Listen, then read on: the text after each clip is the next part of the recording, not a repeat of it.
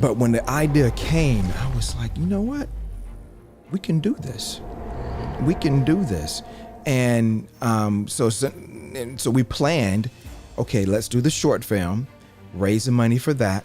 And then immediately after we wrap and while in post for the short film, we start turning our attention towards the stage play. Yes. And we had to have a runway for that, because a stage play, it takes time. You can do a short film. You can literally write the script, get some actors, get your cinematographer, your grip, your sound, et cetera, and you can shoot it next week. That's why they have 48-hour film festival, film competition. There you go. So you can do that, but a stage play, that requires a different muscle.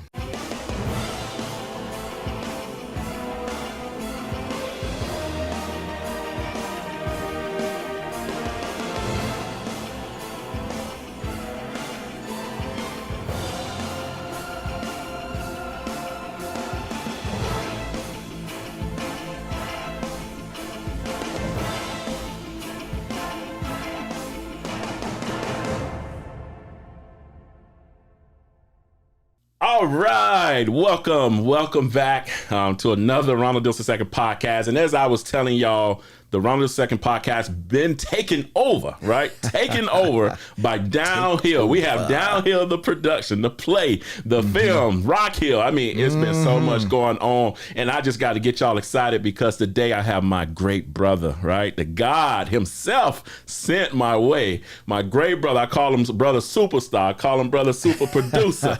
My brother. Too kind. Brother CeeJay Joseph in the house. What's going on, my great brother? What's up, good people? Of course, this is CeeJay, C-E-E, capital J-A-Y, and I am so excited, so elated, so ecstatic to now be on this podcast with my great brother, the dynamic director is what I call him, and my brother right here. Boom! Yes. Yo, I love our nicknames though, man. That, like I say, bro, when you are working with this amazing individual like yourself, you keep everything so positive, bro. That's probably like my biggest, I guess my biggest element about you, that you keep everything positive. It don't matter if things are going left. You just always look for a positive aspect to it, and you always just pour out so much positive energy. So I'm grateful for that, because it has definitely poured onto me on this journey of working with you. Wow. I'm glad to hear that, man. You know, and one of the just a quick story on how that really developed, not to be on a down note, but you know, God has his time. He's a giver, he's a taker, he's also a sustainer of life. And I lost my father when I was in high school at the historic Jones High School. I had to get that plug in there. But at 17, so I had to fight to figure out a positive lining in otherwise a not so positive situation. And so that was a lesson that I carried for the rest of my life until this very day. Of course, we have our mental frustrations, our mental anguish, but, you know, only for a moment. Like Ty Trippett says, only for one night, only for a moment. And looking at fighting to find the positiveness in a situation will be able to carry you through that situation. My cousin, who's going through my favorite cousin, sister in the universe, going through another battle of cancer. One day I told her E plus R equals O. There always going to be an event. That's your E. And your response to that event, yes, your R, will be your O, your outcome.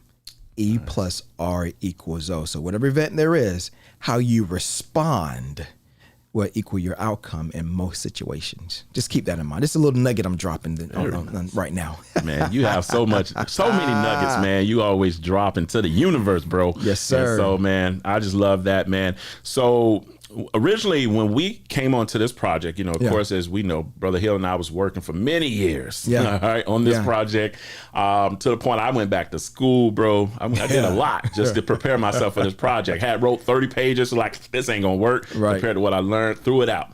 And so we was just coming to a point where we both were at a point where we were both happy about the script, you know, and to to our viewpoint, but it was just like we were at a wall. We wasn't going anywhere, and it was just a standstill. And so, but then one day, brother, the amazing brother Hill, told me about you, and was like, "I want you two brothers to connect."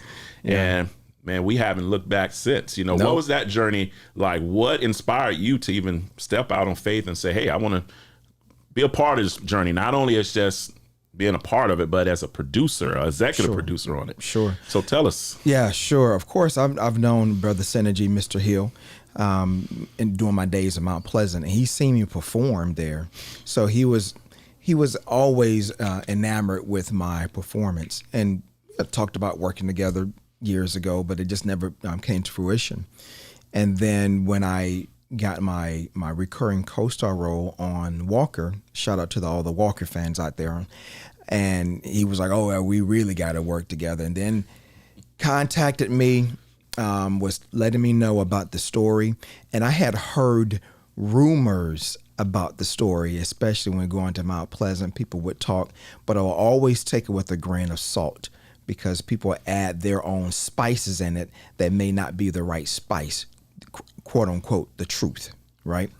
And so when he approached me, I said, well, essentially, if I'm going to be involved, we have to make sure we do this, that, and the other. One of the this was to make sure it was a union project, because I am a SAG-AFTRA union member. And so the only way I would be involved if it was a union project. And I was already intrigued by the story. And when he sent me the book and I read it, I was like, wow, he really bears his soul in this book. I mean, there is literally no stone unturned. Right. But I was just excited to be a part of it, that someone would think of me to be a part of their life's journey, their life story, and be able to be a part of it and see what I can do to bring whatever gifts that he's given me to the table. Very nice, my great brother. And I know when you came on, of course, I just said, God is moving. God is moving.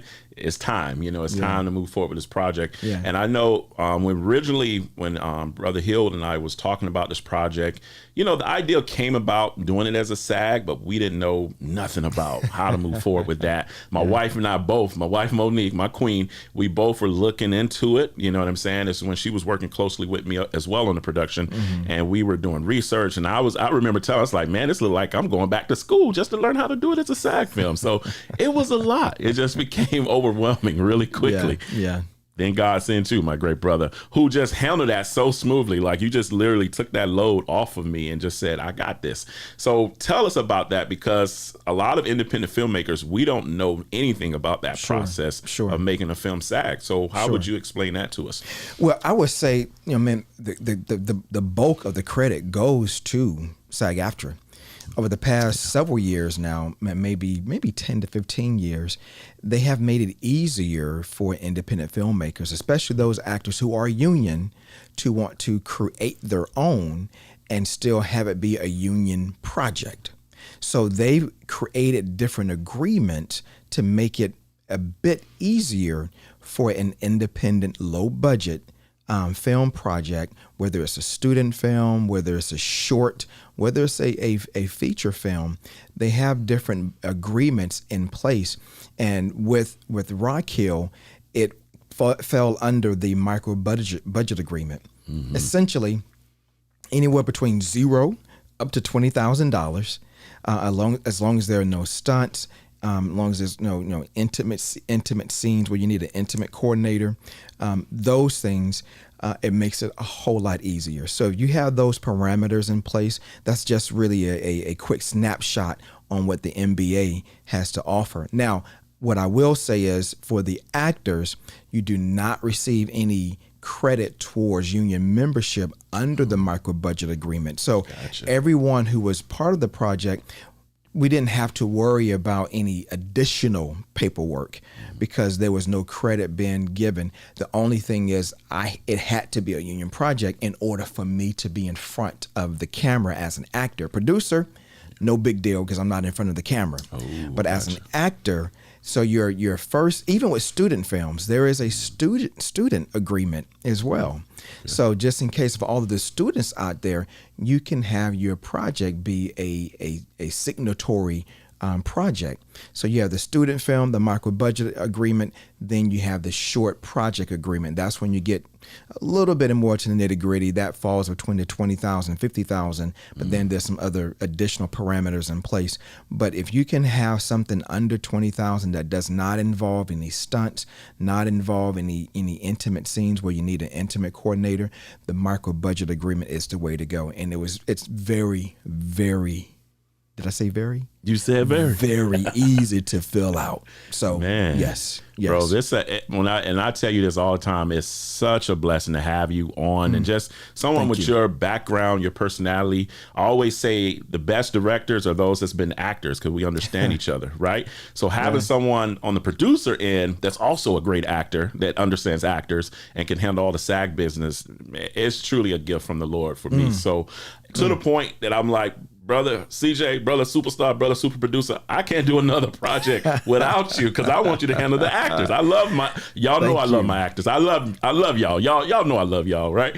But it's always great to have someone handle that business so I can handle the other business that needs to be handled. So it literally cut my business in half when brother CeeJay was blessing to my business side, So now this is something too, when it comes to a production, because I already told you I want you on every project, to the point that when people present me a project, I'm like, hey, do you want your project SAG? Because I got a producer for that now. That's how I pitch you, bro. I appreciate it. You already know I pitch you on every project, and then of course their antennas go up, they'd be excited. So what do you look at when it comes to picking a project? Like, hey, this is a project I don't mind putting my name on, right? Because you have a name now. Been had a name.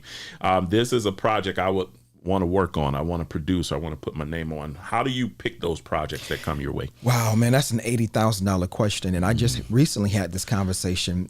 Let me just say this: God has truly blessed me. Amen. With a variety of gifts, but likewise with putting people in position to promote my prosperity and theirs. Alliteration, I love it. I have writer-directors from Houston to Orlando with my dynamic director, who's also a writer, phenomenal writer. And so someone asked me, well, do you write? I said, well, yeah, I write, but I piece write. But I have 4 writer-directors. Wow. And I was speaking with one of them, Rashanique Williams, who we've done some incredible things through our church, through our theater arts ministry. We put on some great productions. And so she started sending me projects and was asking me, what kind of projects do your production company do? I was like, that's a great question. And the answer really was, I'm really enamored with true stories. Oh, yeah. True stories that have a meaning. I'm enamored now with my other writer-director, R.V. Ragu, with sci-fi, but truly those true stories that can resonate with someone's life. And then outside of that, any project I think will be entertaining, right. That will speak truth to power, but also just entertaining. But those are the projects that I'm mostly interested in. If there be some projects, to be sure, that no, I would pass on, and there have been projects that I just pass on because they're not for me, and that's okay, because not every project is going to be for you. Right. And now I'm in a position where I don't have to accept every project that comes my way. I can actually filter out the ones I truly want to be involved in. There you go. You get to that point, you have made it, right? You have truly made it. And I know that I'd be like, yeah, I could pass this on to someone else. That's usually what my process is. But no, that's amazing, bro. Really amazing to know. And just for our listeners too, you get to that point where maybe you're a writer, director, maybe you're a producer. You get to a point where people is like, I will work with you on any project. You know what I'm saying? That's when it's really special, right? And you're building those bonds. So Brother CeeJay called me, I would work with him on any project, regardless of the budget. I said it. I did. Man. But it is the truth. It's the truth. You know what I'm saying? So it's always great. And we have a few projects in the works. I have a lot of other projects I need to talk to him about even today. But we'll talk about that later. It's been a busy month since our production wrapped. All right. So my great brother, so we can stay focused over here because you already know. So we just recently, God has allowed us to work on our ultimate goal of producing DownHill as a feature film. All right. The moment came, I was inviting Brother Synergy, as we call him, Brother Hill, to some of the plays. God allowed me to get back on stage. Yep. And he came out, checked some of those plays, and I was talking to my great brothers, Brother CeeJay and Brother Hill, in our meetings that we usually would have about our production. And I was like, why don't we do DownHill as a play? Well, just putting it out there. Didn't think my brothers were going to take it and run with it, but they took it and ran with it, y'all. What was that conversation like? Us being on this journey, our goal is to get to the feature, but now here we are talking about doing a play. So now if my memory serves me correctly, we were going through the feature. We took I recommended to take the feature film script to someone who can analyze it out in California. Oh yeah, and got some great feedback. Some things we kept, some things we didn't. Right. Because we know the story more so than a third party, but you also want to make sure you have the third party eyes on it. Yes. Right. Oh yeah. But of course, a feature film to really be done right, it costs money. Big money. Right. And so during one of our meetings, actually you had recommended maybe a short film. And I was like, that's it. No. It was the stage play. Play was first. Yeah, it was the stage play. And because you had to shift how the feature film screenplay looked from the stage play. Oh, yeah. And then out of that was born the short film. And I was like, oh, yeah, the short film, that's my lane. Right. I'm not really I keep saying this, but maybe he's telling me otherwise, not a stage guy. I love stage, but it does take a lot of your time. It does. Oh, man. But when the idea came, I was like, you know what? We can do this. We can do this. And so we planned, okay, let's do the short film, raise the money for that. And then immediately after we wrap and while in post for the short film, we start turning our attention towards the stage play. Yeah. And we had to have a runway for that because a stage play, it takes time. Man.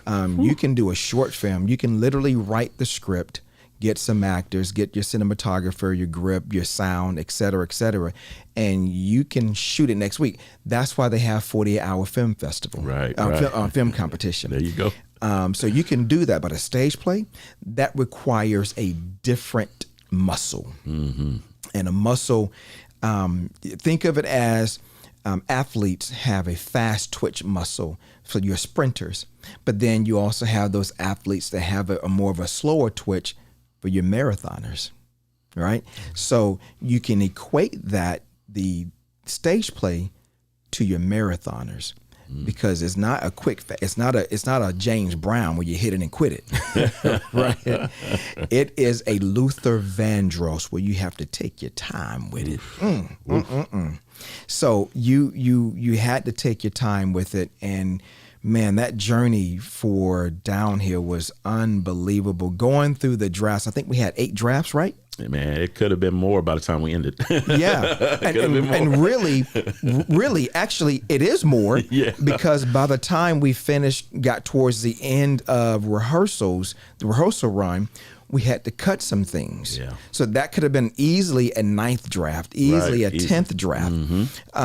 But yeah, so you had to fight to keep what was important, but also what was entertaining. Right. But when you're looking at a litigious stage play, because it involves some legalese words and things of that nature, right, you have to make it entertaining. But it was a great journey on that. Man, such a great journey. And I think for me on that end too, the biggest as you and I talked about was trying to make sure I wanted to bring both of my worlds together, with the film and the play. And to hear people say that, I felt like I was watching a movie. Like I have a message from one of my amazing actresses that I worked with on the previous project, and her and her husband came, and it was like, I felt like I was watching a movie. They're still on high, you know? So that just meant the world. I'm just trying to take it all in. We're going to be on high the rest of the year. That's what Brother CeeJay already said. Yep. You know, because this is just, God just truly not only showed up, but as he only know how to, he showed out, you know, on this journey. So that was big. So when we started doing the play, of course, I was like, how can we bring both of these worlds? By the time you and I came up with a budget, right, for the segments we wanted to film for the play, it was like, we might as well do a short film. You know? So that's how the short film came about. And then it was a light bulb went off. God was like, I was trying to, you know, stir you in that direction anyway. So it just kind of made sense. Like, why didn't we think of the short film prior? But it's just how it worked, I guess. Now, I want to ask you this, though. How was it for you as a writer to go through several iterations of the feature film and then have to shift your mindset for a stage play, then shift your mindset again for a short film? And at that point, nothing had been filmed, right? Except for the documentaries. But that's different. That's a different animal. So how was it for you as a director having to shift your mindset and maybe even your heart set to some degree? Well, at this point, prior to you coming on to the project, man, it was a love-hate relationship with this project. And I've said that many times, and I'll say it again. It was a love-hate relationship, because when you're working on something for so long and you're just like trusting the process, you know, a lot of this process, you're not getting paid, you know what I'm saying? Because you're executive producer. You're trying to see the project forward, you know what I mean? And so you're just pouring so much. And like I said, I went back to school, you know? So that was a big, you know, moment in my life too, you know, going back to school and learning more about being a writer, a screenwriter, and adapting these projects. And so yeah, it was a love and hate relationship. By the time you came on, and I was like, when we were talking about doing it as a play, I don't know what led me to do that. I'm glad I did, because we just had an epic experience. But it was kind of like, man, I got to get paid something, y'all. So we had to come up with a budget for that, because I knew it was going to take some time, right? It was going to take a lot of time and adjustment. Now, with that, it did take a process. I want to say it take a few months to a year to get it done. But once I started rolling and trying to visualize a film on stage, first of all, it's a really hard place. You really have to love writing and understand both worlds, both theater and film. And so, but that's how that idea birthed. You know, I want to bring film to the stage, you know what I'm saying? How can we do that? How can we incorporate those elements? So once I started looking at that in the bigger picture, it was smooth. It was a lot smoother, I would say, because at this point I just knew so much of the story. I've been spending so much time with the characters. And then to talk about the short film, bro, that was the easiest part. You know, I think the hardest part was just, what do I cut out? You know, just like with play. You know what I mean? Because remember that first script I sent you, it was 20 pages. You're like, no, bro. It was probably 30 pages, right? I was like, bro, it was 30 pages. Yeah. And then I'm like, man, how much can you cut out of this, you know, to get to the point? And then, of course, you know, brother super producer over here was like, yeah, we got to cut it down. Our good place is, 10 to 12, I think you were telling me? Yeah. And I was like, 10 to 12? Lord. And so I went back, cut out, I think, 10, and I got to 20, and he still cut a little more. And so I had to really cut it down, and we finally got it down to 10 pages. And again, if you love the story, you love writing, it's a task for me. It's like a challenge. And I'm just like, well, how can I tell a story? I'm always talking about telling a story. This is a challenge for me to tell a story in 10 minutes, you know? I tell my students that all the time with our 1 minute project. It's a challenge for me to tell a story in 1 minute. So when I see them doing it, I'm just like, oh my goodness, you're gifted. You know what I mean? So that was the challenge, you know, trying to get it down to just 10, but I was so proud, bro, when I did. And I remember sending you that draft and you was like, boom. That's it. That's it. And let me just expound why we needed to get it cut down. Because when you're looking at a short film, and shout out to Eric, the Truth Cotton, brother in Baltimore. I now call him my filmmaking mentor. Oh yeah. And he's been such a blessing and has been poured in not only to me, but into our entire producing team. Thank you, brother. Ooh. Yeah. And what he taught me was the sweet spot for short films is about 13 to 15 minutes. Now, writers, filmmakers already know, and if you're getting into the business, you should learn about 1 minute per page. Right. Yeah. And so that's what I was keen on, is having about 13 to 15 minutes, maybe even less, about a minute per page as far as the scene is concerned. And so that's how part of the reason why we need to get it down. The other reason is we knew we wanted to get it submitted to film festivals. Right. And that is your sweet spot, because with film festivals, they have programming in different blocks. So if they're having several blocks of 10 to 15 minutes of films, and next thing you know, they get this one film that's 20, 25 minutes. Well, where can we put this? Sometimes that could be it could be a great film, but they may not have space for it and may not select it. Okay, so that is the reason why we needed to get it cut down. And that's including credits too. Yes. Including credits. Yes. So our film Rock Hill actually is actually still more than 10 minutes. Yes. It's still more than 15 minutes. It's about 20 minutes and 24 seconds with credits. But it has been accepted to film festivals and still under consideration for different film festivals. And the crazy part, let me just say this, the crazy part, when I read the draft of the feature film, my statement was, brother, I don't see me in this film as far as in front of the camera. Mm-hmm. And what was your response? Oh man, what a great transition, right? What a great transition. And to be real with you, bro, I'm gonna be real with you on this too. Now, I actually saw you in the film already. You know what I'm saying? It was just in a different role.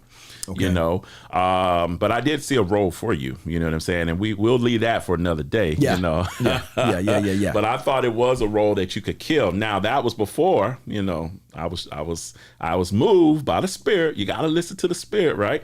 But we had this great discussion of, you know, and this is us just connecting. You and I, we started connecting, and I mean, getting really close quickly. And then we were connecting with Brother Hill. We were having meetings every other week. We still do, right? Yeah. And we would just talk about the project, how we can move forward. And this has been going on for years now, y'all. You know what I'm saying?